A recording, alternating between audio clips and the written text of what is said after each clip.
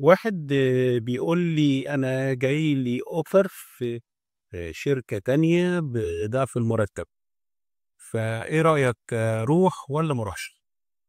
طبعًا السؤال ده أكيد كل الناس بتسأله، وأنا رأيي هنا بس إن الفلوس لوحدها طبعًا هي مش مقياس، ما أقدرش أقيس الموضوع فلوس بس just فلوس، لأ أنا لازم برضه جنب الفلوس باشوف شوية حاجات. طب الشركة اللي أنت رايح عليها دي شركة مستقرة، ما بتأخرش مرتبات، الزيادة السنوية بتاعتها كويسة، الناس هناك مبسوطة، طبعًا ما فيش حد مبسوط في كل شركة بس على الأقل يعني الوضع العام إيه، سمعتها إيه في الmarket.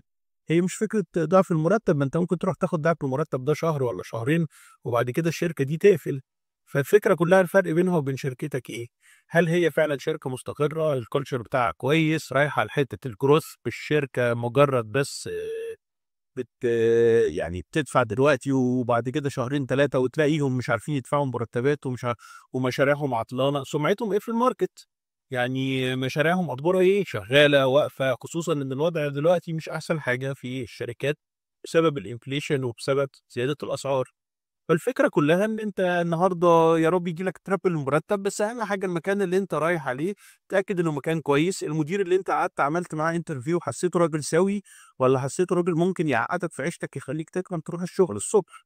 فالفكرة فلوس طبعًا، إحنا دلوقتي بتحكمنا الفلوس، لكن الأهم من الفلوس إن أنت دلوقتي تكون متأكد إن أنت رايح على الأقل ما فيش مكان هتقدر تقيّمه 100% من مجرد interview، لكن على الأقل مكان سمعته في الmarket كويس، هيضيف للCV بتاعك.